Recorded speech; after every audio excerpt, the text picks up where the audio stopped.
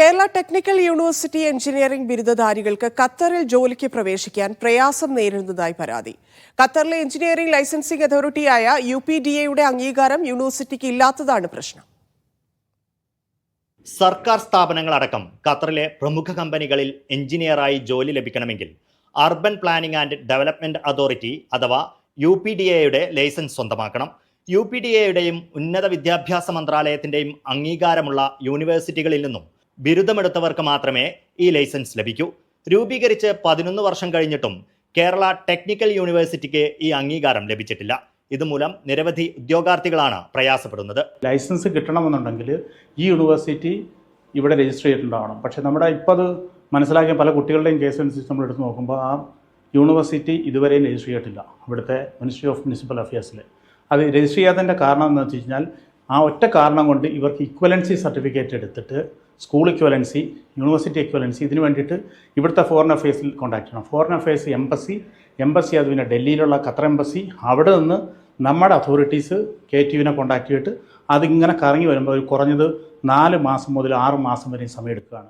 വളരെ അനായാസം ലഭിക്കുന്ന ലൈസൻസ് ഇപ്പോൾ 4 മാസത്തിലേറെ നീണ്ട പ്രക്രിയയിലൂടെയാണ് ഉദ്യോഗാർത്ഥികൾ സ്വന്തമാക്കുന്നത്.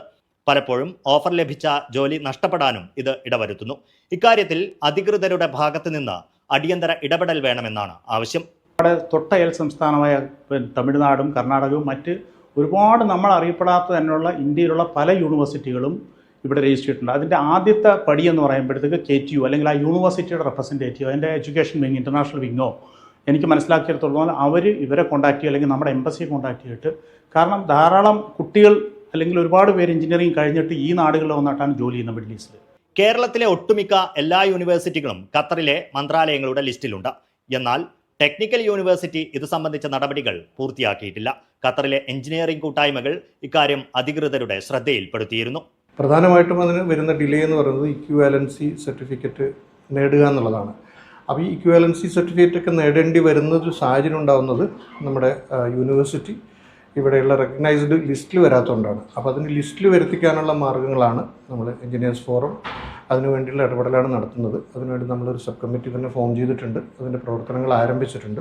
Ministry of education and higher education പോലെ തന്നെ നാട്ടിൽ KTU ഡീനുമായിട്ട് ബന്ധപ്പെട്ട് കഴിഞ്ഞു.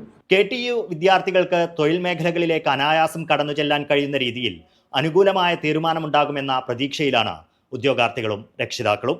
ദോഹയിൽ നിന്നും ഫൈസൽ ഹംസ, മീഡിയ 1.